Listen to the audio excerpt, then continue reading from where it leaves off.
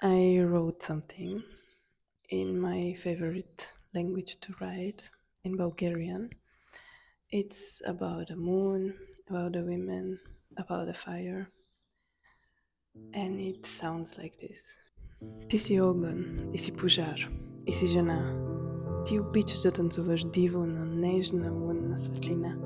Ти си огън и си пожар и си жена. Ти си сила и ръка, ти си свобода. Ти си огън и си пожар и си жена. Дори като пожарът, който в теб гори, не знаеш на къде да го насочиш. Ти си огън и си пожар и си жена. Танцуваш дива и свободна, обляна от сребърната светлина на пълната луна.